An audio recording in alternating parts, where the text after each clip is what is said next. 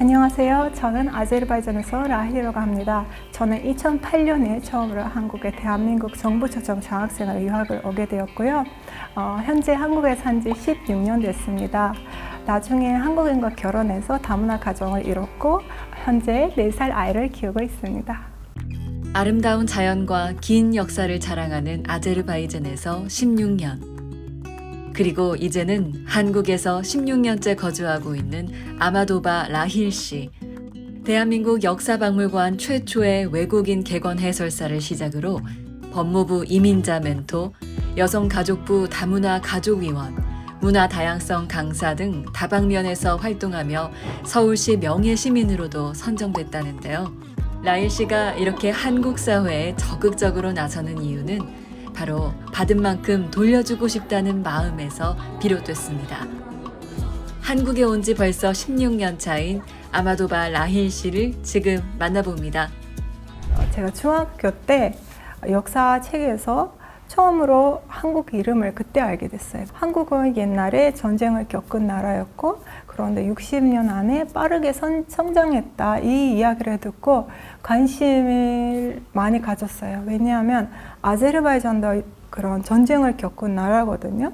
저 역시 난민 배경이에요. 그러다 보니까 어떻게 해서 한국이 이렇게 빨리 성장했지 관심을 가지다가 나중에 여러 가지 과 중에서 한국어를 선택하게 된 계기도 그거였어요. 1993년에 제가 4살 때 우리나라에서 전쟁이 났습니다. 그런데 우리는 뉴스를 보면 우리 이야기 아닌 것처럼 멀리 느껴지잖아요.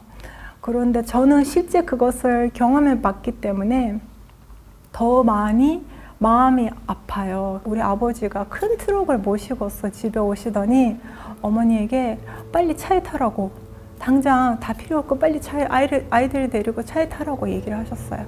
그러면서 어머니가 우리 동생이랑 저랑 손잡고 차에 탔어요. 정말 아무것도 챙기지 않았거든요. 우리 앉히고 6시간 동안 운전을 하셨어요. 그리고 도착한 곳은 우리나라 수도 바쿠였어요. 차에서 내릴 때 보니까 뒤에 우리 차량 뒤에 그 트럭 뒤에 사람들이, 우리 마을 사람들 거의 다 타 있는 거예요. 30분만 늦었으면 우리 집 있는 거기에 폭탄이 떨어지고 다 죽을 뻔했어요. 그래서 그렇게 해서 우리는 겨우 살아남게 됐고요. 93년부터 99년까지 저희는 난민촌에 살게 돼요. 또 엎친 데 덮친 듯이 우리 아버지는 또 전쟁터로 가셨어요. 그러면서 저랑 제 여동생, 엄마 이렇게 여자 셋이 난민촌 방 한 칸에 이렇게 살게 됐고요. 아버지가 보내주신 봉급으로 생활하게 됐어요. 하루하루가 너무 힘들고 정말 막 방울토마토 하나마저 이렇게 나눠서 먹을 정도로 힘든 시절을 그렇게 보내게 됐어요. 나중에 우리 아버지가 전쟁에서 돌아오시게 되거든요. 그때부터 여러 가지 일을 하시면서 우리 생활이 조금씩 나아지기 시작했어요. 이제 아버지가 돌아오셔서 살고 있었지만 동생은 많았어요. 그래서 삶 자체가 쉽지는 않았지만 한국에 대한민국 정부 초청 장학생으로 유학 오면서 저는 생활비도 받게 되고 또 장학금을 받게 되니까 생활에 일단 여유가 생기고 공부에 집중하게 됐습니다. 다른 분이 보시기에는 큰 금액은 아닐 수 있지만 저에게는 굉장히 생활을 바로 잡을 수 있는, 또 심지어 제 동생들을 도울 수 있는 그런 장학금이었어요. 제 꿈을 이뤄낼 수 있는 그런 발판이 됐다고 생각하시면 되거든요. 한국은 나에게 어떤 나라다? 라고 딱 한마디로 정의한다면 어떤 나라일까요? 한국은 저에게 참 고마운 나라입니다. 외국인들이 한국에 들어오면 문화 차이 때문에 좀 많이 힘들어한다고 들었어요. 그 당시에 다시 생각해보면 언어가 굉장히 많이 다르고 음식 문화가 굉장히 많이 달랐어요. 특히 제가 왔던 2008년 그 시기만 해도 제 입맛에 맞는 한국 음식 거의 없었거든요. 그렇기 때문에 위가 너무 안 좋아지고 병원에 자주 가게 되고, 우리는 주식이 빵이거든요. 한국인들은 주식이 쌀이에요. 근데 매일 쌀을 먹다 보면 위가 너무 안 좋아졌어요. 소화가 안 되더라고요. 빵은 우리 빵으로는 다른 거예요. 한국 빵은 식빵이 달더라고요. 우리는 단두리 빵으로 들어보셨나요? 아무런 설탕이 안 들어가는 그런 빵이 우리 주식인데 일단 거기에서 몸이 안 좋아지고 언어까지 모르니까 주변에 친구를 사귀지를 못하게 되는 거예요. 포기하고 돌아갈까까지 생각을 했었어요. 힘들게 공부해서 한국에 정보차 장학생으로 왔는데 이렇게 또 포기하고 가기 너무 아쉬운 거예요. 그래서 조금 더 힘을 내자, 공부해보자 해서 그때부터 제가 했던 거 있어요. 대학교에 있는 도서관에 가서 한국어로 된 동화책을 가져왔어요. 한국어 동화책을 아제르바이잔어로 번역하고 아제르바이잔 동화책을 한국어로 번역하고 이 작업을 1년 동안 했어요. 어학당 선생님들에게 매일 보여드리고 첨삭을 받았어요. 고쳐주시고 고맙게도 매번 봐주시니까 제 한국어 글쓰기 능력이 많이 좋아졌어요. 틀려도 그걸 다시 또 받아쓰고 또 받아쓰고 그러다 보니까 실력이 많이 좋아지고 석사학위 때 논문을 쓰게 됐는데 교수님들이 글쓰기 능력은 굉장히 괜찮다. 다른 외국인 분들에게 추천을 많이 해드려요. 역사 드라마 계속 보고 책을 계속 읽다가 우리 박물관에 구경하러 왔었어요. 그때 외국인 말하기 대회, 역사 말하기 대회라는 그 게시물을 봤어요. 우승을 하게 되면서 그때 교육을 받고 외국인 해설사로 활동을 하게 됐어요. 그 활동이 벌써 6년째예요.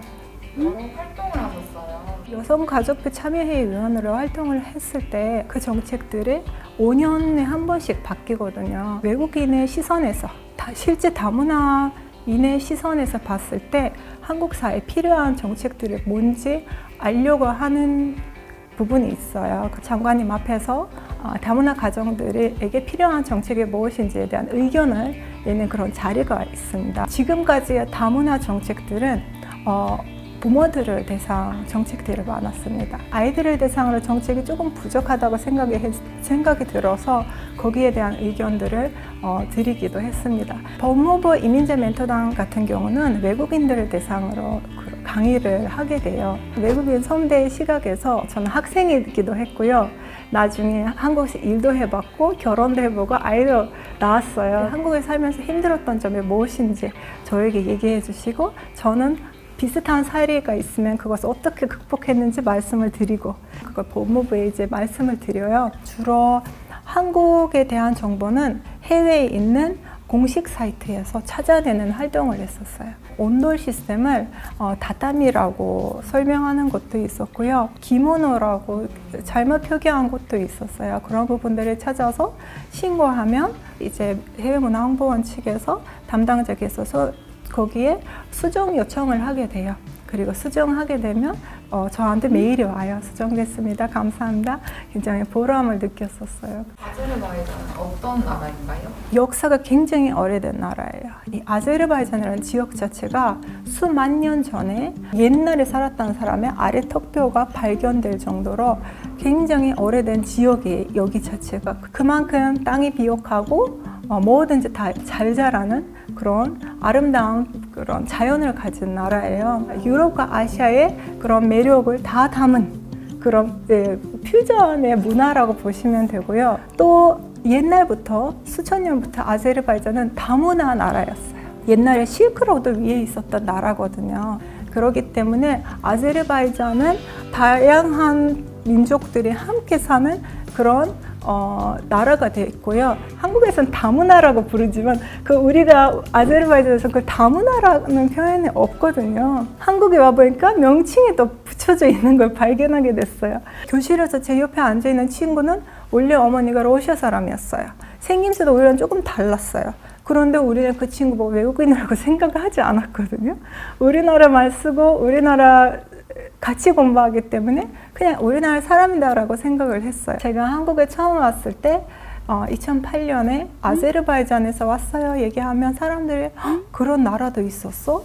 심지어 어떤 분은 그게 맥주 이름 아니냐 이런 분도 있었어요. 그래서 제가 굉장히 좀 상처가 됐었어요. 심지어 지하철에 앉아서 가고 있는데 어떤 할머니께서 오셔서 제 코를 만지시더니 코가 높다고 왜 이렇게 높냐고 하셨거든요. 요즘에는 제가 지나가다 아무도 쳐다보지도 않고 너무 당연해졌어요. 그만큼 한국인의 외국인의 수가 많아졌다는 이야기고 외국인에 대한 다문화에 대한 인식도 많이 개선됐어요.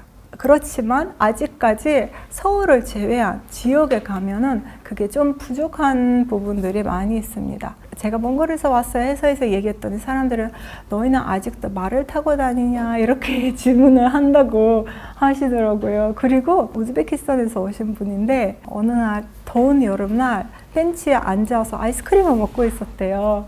그랬더니 어떤 한국인 할머니께서 옆에 앉으셨더니 그래 많이 먹어 너네 나라 그거 없지? 이렇게 얘기하셨대요.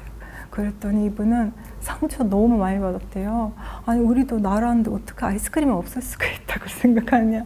이런 이야기들 아직까지 안타깝게도 들리고 있는 게 조금 마음 아픈 부분이에요. 지금 현재로서는 한국의 다문화라가 이렇게 이름을 붙이지만 몇 년이 지나면 이것도 좀 느슨해질 것 같다는 생각이 저도 들기도 해요. 여기서 정착하고 싶어 하시는 분들이 요즘에 굉장히 많다고 하시더라고요. 도와주려면 어떤 부분이 조금 개선이 되면 좋을까요? 일자리가 또 이어져야 돼요. 졸업했지만 그 과가 저는 한국 회사에 들어가서 일하기에는 부족하다고 봐요. 일단 한국 사회를 알아야 되거든요. 한국인도 한국 조직에서 좀 어려운 부분들이 있을 수 있어요. 그런데 외국인 입장에서는 당연히 그런 조직에 들어가는 것이 쉽지는 않을 거라고 저는 생각합니다.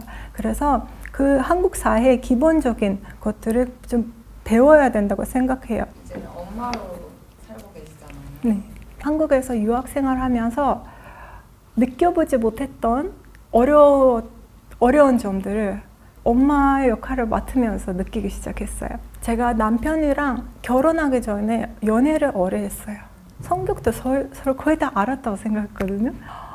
아이를 낳고 나서 그때 처음으로 싸움을 하게 된 거예요. 그전에는 모든 것이 다 분홍색으로 보이고 모든 것이 다 쉬웠어요. 조금만 노력하면 해결할 수 있는 부분들도 많고 그랬는데 이제 이 아이를 내가 책임지고 키워야 된다는 그 압박감부터 느껴지면서 많이 힘들어졌던 것 같아요. 저는 코로나 때 아이를 낳았거든요. 엄마가 그렇게 보고 싶더라고요. 근데 이제 코로나 때 낳았다 보니까 우리 어머니가 한국에 오시면 자가격리를 2주 동안 하셔야 된대요. 그래서 엄마 보고 오시지 말라고 얘기를 드렸고 저는 그래서 혼자서 출산했거든요. 남편밖에 없었어요, 주변에. 일단 아이를 양육하는 과정에서 양육의 방식이 다르더라고요. 내가 엄마 되면 이렇게 성격이 바뀌나. 그전에는 뭐든지 다 양보하고 했는데 또 힘들었던 거는 주변에 나를 서포트해줄 같은 엄마들이 많이 부족했던 거예요. 내 고향이었으면 저는 동생이 많거든요. 4명이나 있어요. 또 아이들도 많아요. 우리 대가족이에요. 누군가 와서 계속 도와주고 아이 봐주고 그럴 텐데 한국에서 그런 손이 부족했던 것 같아요. 그리고 같이 아이랑 같이 놀아줄 친구가 없었던 거. 그래서 내가 내 아이를 혼자 키우기 너무 미안한 거예요. 한국에 알고 보니까 그 각 지역마다 각 구마다 육아종합지원센터라는 곳이 있어요. 다문화 가정들을 대상으로 강의도 해주시고 거기는 어머니들이랑 저희가 친하게 지낼 수도 있고 제 아이들 친구를 만들 수 있고. 따님이 사는 세상은 한국은 좀 어떤 세상이었으면 좋겠다라는 그런 생각을 갖고 계신 게 있으실까요? 아제르바이잔은 한국어도 영어를 가르칠 계획이거든요. 저 같은 경우 저는 1세대예요. 그러면 내 나라 말 한국어 이렇게 하게 되지만 한국어는 저에게는 그래도 외국어예요. 그런데 아이들에게는 다문화 아이들에게는 모국어인 거예요. 양쪽 다 모국어예요. 양쪽의 이득을 가져다 줄 수 있는 그런 중요한 인재들이 키워지기 때문에 이분들에게 많은 지원을 해주면 참 좋다는 저는 생각이 듭니다. 코레가 컴퍼니에서 현재 진행 중인 사업 있으면 말씀부탁드립니다. 지금 대표를 맡고 있는 커리버 컴퍼니는 한국의 문화를 해외에 알리는 그런 활동을 하고 있습니다. 아시다시피 한국은 이제 주변 국가들이 거의 다 포화 상태예요. 한국 기업들이 수출이나 수입 아니면 진출할 수 있는 그런 나라들이 한정적이에요. 여기는. 그런데 아제르바이잔, 튀르키예 이쪽은 아직 진출을 많이 안 했기 때문에 블루오션에 속하거든요. 작년 10월에 튀르키예 이스탄불에서 한국 K-pop 공연을 하게 됐거든요. 굉장히 반응이 좋았습니다. 왜냐하면 그쪽에 한국을 좋아하고 한국을 K-pop을 사랑하는 팬들은 많은데 실제 한국 아티스트들을 그쪽을 잘 가지를 않더라고요. 그런데 그런 공연을 개최하게 되면서 굉장히 많은 호응을 얻었습니다. 그래서 다음 목표는 이제 이런 공연을 아제르바이잔에서 개최하는 거고 한국 문화를 조금 더 많은 그쪽에 잘 알려지지 않는 세계에 알리는 것이 저의 목표입니다.